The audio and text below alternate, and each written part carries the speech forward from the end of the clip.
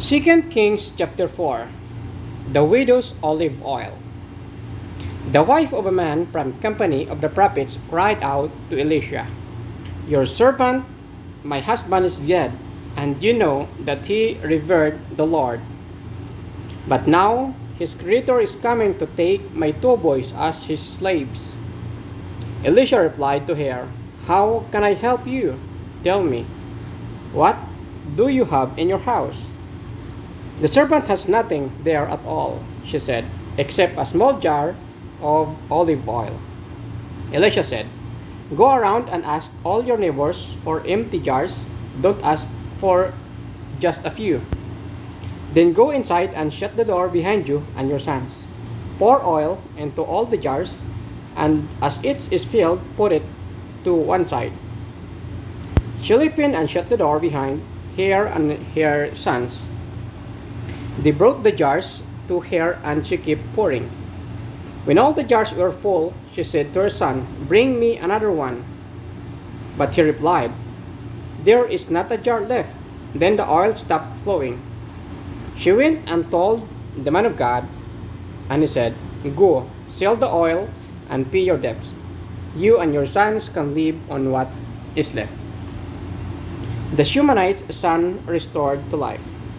One day, Elisha went to Shunem, and well-to-do a woman was there, who urged him to stay for a meal. So whenever he came by, he stopped there to eat. She said to her husband, "I know that this man was often comes our way is a holy man of God. Let's make a small room on the roof and put in it a bed and a table, a chair and a lamp for him. Then he can stay there whenever he comes to us." One day, when Elisha came, he went up to his room and lay down there. He said to his servant Gehazi, "Call the Shunammite." So he called her, and she stood before him. Elisha said to him, "Tell her, you have gone to all this trouble for us. Now what can be done for you? Can we speak on your behalf to the king or the commander of the army?" She replied, "I have a home among my own people." "What can be done for her?" Elisha asked. Gehazi said, "She has no son, and her husband is old." Then Elisha said, "Call her." So he called her, and she stood in a doorway about this time next year. Elisha said, "You will hold the son in your arms." "No, my lord," she objected. "Please, man of God, don't mislead your servant." But a woman became pregnant, and the next year about the same time, she gave birth to a son, just as Elisha had told her. The child grew, and one day he went out to his father, who was with the reapers. He said to his father, "My head, my head." His father told the servant, "Carry him to his mother." After the servant had lifted him up and carried him to his mother, the boy sat on her lap until noon, and then he died. She went up and laid him on the bed of a man of God, then shut the door and went out. She called her husband and said, "Please send me one of the servants and a donkey, so I can go to the man of God quickly and return." "Why go to him today?" he asked. "It's not the new moon or the Sabbath." "That's all right," she said. She saddled the donkey and said to her husband, a servant, "Lead on, don't slow down for me unless I tell you."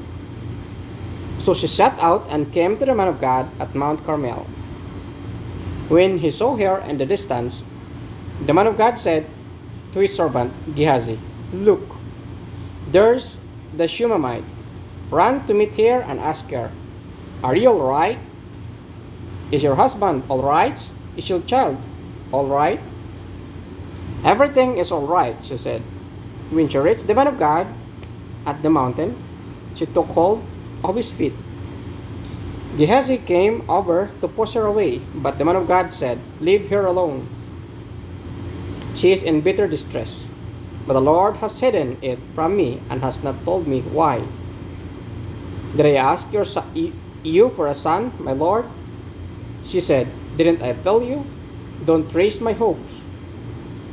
Elisha said to Gehazi, Tuck your cloak into your belt, take my staff into your hand and run. Don't greet anyone you meet, and if anyone greets you, do not answer. Lay my staff on the boy's face. But the child's mother said, as surely as the Lord lives, and as you live, I will not leave you. So he got up and followed her.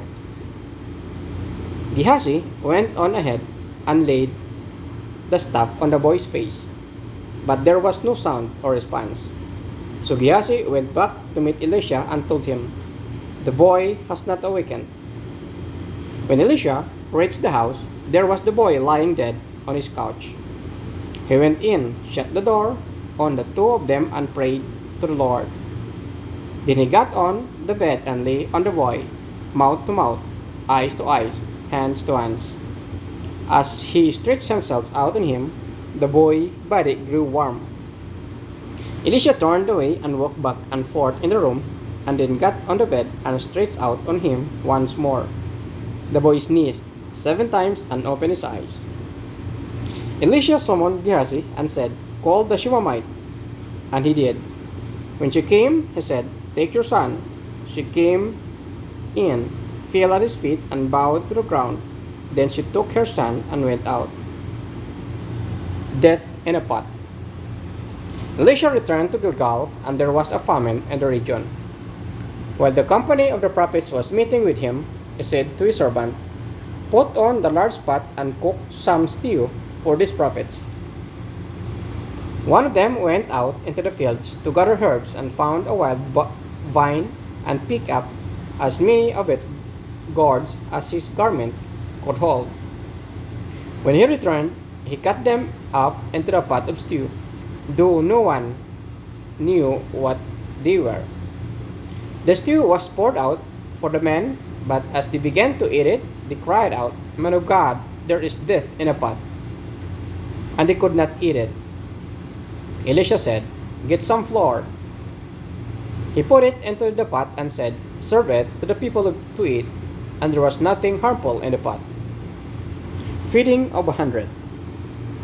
A man came from Baal Shalishah, bringing the man of God 20 loaves of barley bread baked from the first ripe grain, along with some heads of new grain. Give it to the people to eat. Elisha said, how can I sit this before 100 men? His servant asked. But Elisha answered, give it to the people to eat, for this is what the Lord says. They will eat and have some left over. Then he set it before them, and they ate and had some left over, according to the word of the Lord.